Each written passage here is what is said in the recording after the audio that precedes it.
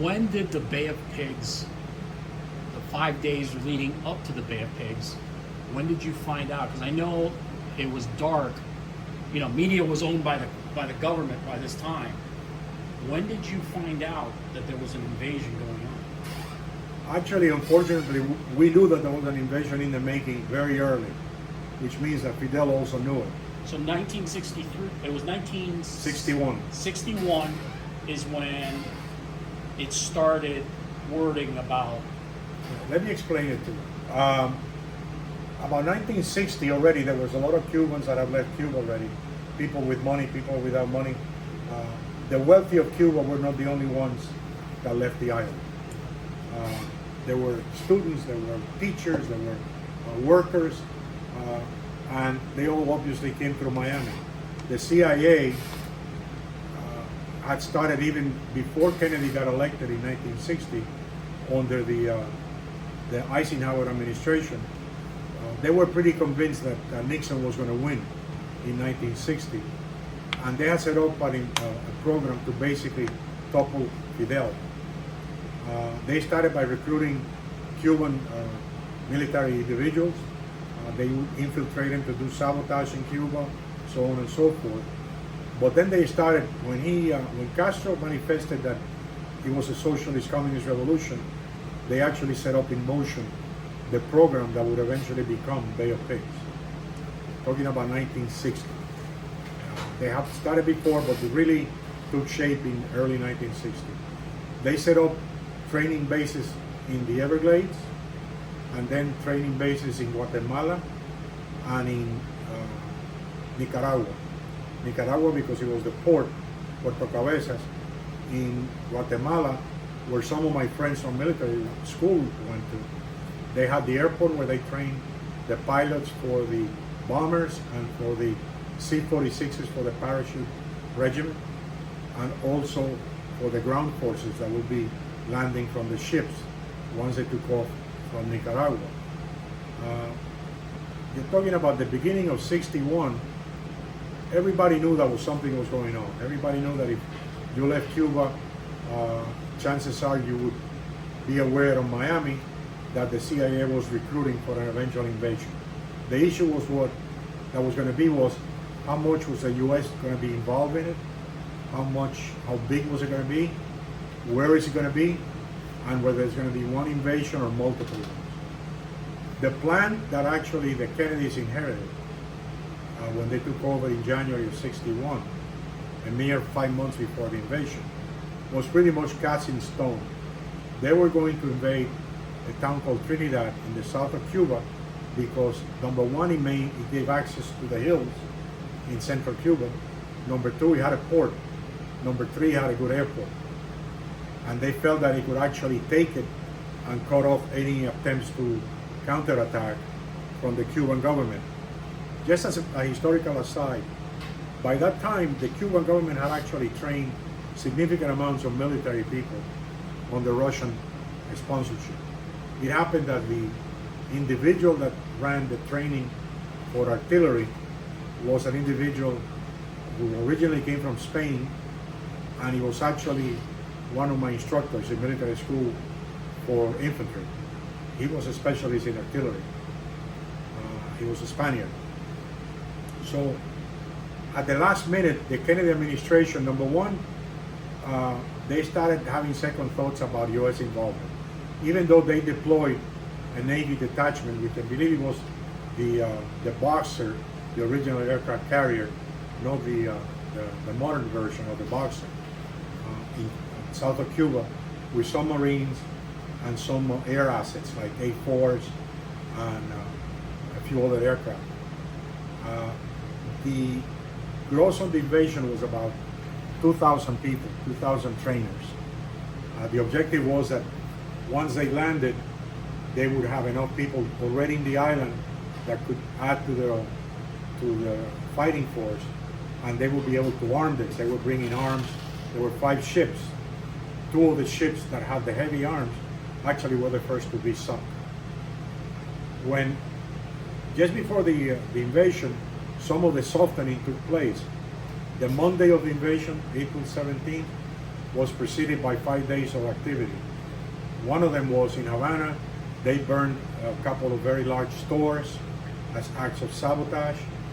Saturday morning, 48 hours before the invasion, B-26s flying from Nicaragua came and strafed and attacked the main air base in Havana, Colombia, which was the headquarters of the Cuban Air Force and Army. Destroyed some. Santiago de Cuba, close to where I grew up, close to the naval base, also they destroyed a couple of aircraft. And some of the planes actually, instead of flying back to Nicaragua, came to Key West and Miami, and they tried to create the image or the impression that there were defectors from the Cuban Air Force. At that point, the issue became for the American government to face the fact that this was already going on, and the Cuban government knew that these guys were not really Cuban pilots from the Cuban government, but Cuban exiles flying out of Nicaragua. So Bobby Kennedy, who was Attorney General and the right-hand man of his brother JFK, decided that they would not allow those planes to take off again, because the planes only came here to refuel. They would go back to Nicaragua, rearm, and then join the main force. But the advantage was that they would have actually flown over Cuba to actually do more softening of Castro's forces and where the military assets were. A couple of assets that survived the attack that were super critical, aviation assets. Cuba had some T-33s that were actually armed with 50 caliber machine guns, 2 T-33 jets.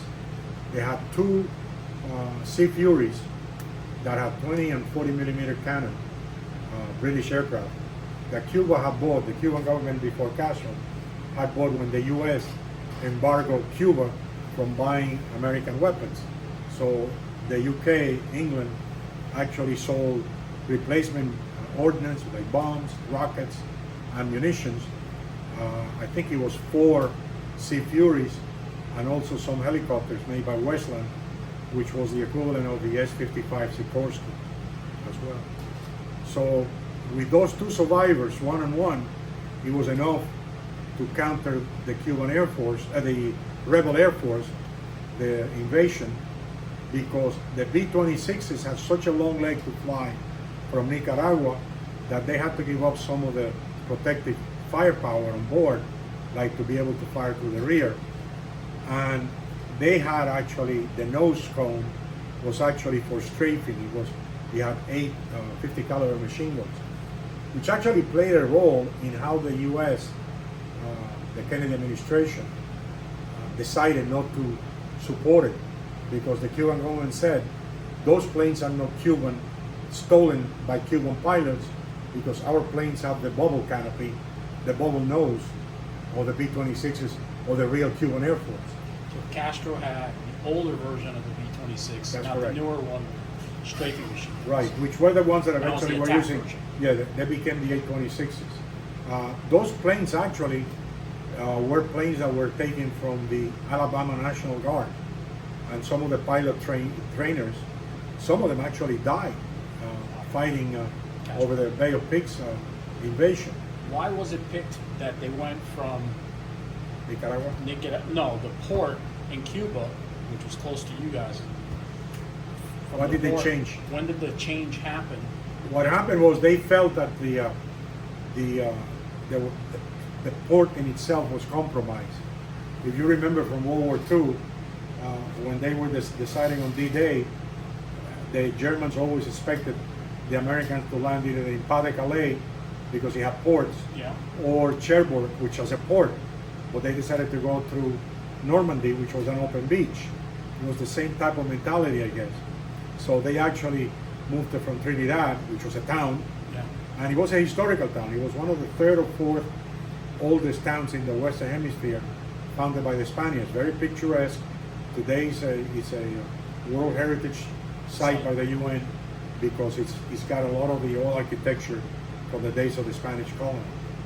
So they moved it to Bahia de Cochinos, which is actually a swamp in Zapata, which is the biggest swamp in Cuba, filled with crocodiles and alligators, snakes. Very difficult to get in and out, which if you have an overwhelming force landing and you control the entrance, fine if you support it. But in this case, when the fellows landed, when the fighters landed, they lost the two ships with additional tanks and ammunition. The planes got shut down. They kept asking the American Navy that was close by for support, and the only support they got was a flyby. They were not authorized to engage, even though the pilots on those American planes kept telling, please, they're massacring. There is a massacre going on the beach. These guys are surrounded. They're running out of ammunition. The Kennedy administration refused to accept the fact that they were committed. And if you are a reader of history, in a post-analysis of the action, when they had a meeting in the White House weeks later after the Bay of Pigs was a disaster, everybody had surrendered. They captured 1,200 people, besides the 200-300 that died. When there was a meeting in the White House, the chief of staff at the time, which I think he was the guy that was a paratrooper in World War II, I forget now, Maxwell Taylor, may have been the one working for the Kennedy administration, made the point saying, look, we knew that they were going to call us liars, and we knew that everybody would know that it was U.S. support. So if we want to be called all kinds of dirty names, at least let it be for the right reason, not because we abandoned these people. But that was the end of it. I mean, once they made a decision not to provide air support, the invasion could not succeed. In addition, there was another detachment that was going to land in North Cuba, in the province where I grew up. Actually, not quite close, but just to make a distraction and separate Castro's forces. But what happened, when they were waiting to land, they saw guards smoking on the beach, so they thought it was a trap. So they never landed, and they retreated. There was only 2 ships, but that would have been enough to land a couple of hundred guys well armed, and they could have taken over one of the towns, which had a good bay, which was in Nipe, where Mikado Nickel Company worked, where Chiquita had a pier. So it would have been strategically a good distraction and a good place to probably put pressure on it. By canceling that and making sure the guys in Bay of Pigs were surrounded, they were down to a one runway that they enabled that only used a couple of times, and the road that went along the beach. An interesting tidbit of history or trivia: there was a gentleman that was in the invasion force from my hometown that at one point he was part of a reconnaissance group that was hiding in the mangroves, and they saw a tank with 2 jeeps come, and none other than Fidel Castro got up on top of the tank with binoculars to look at what was happening on the beach. This gentleman had a machine gun, could have killed him, and what he did, he surrendered and said, I never fired the gun. So let me put it this way, 40 years later when he died in Miami, nobody went to his funeral. And you imagine an act of like July 20th bombing in Germany when they tried to kill Hitler, if they had killed Fidel at that point, the government would have collapsed.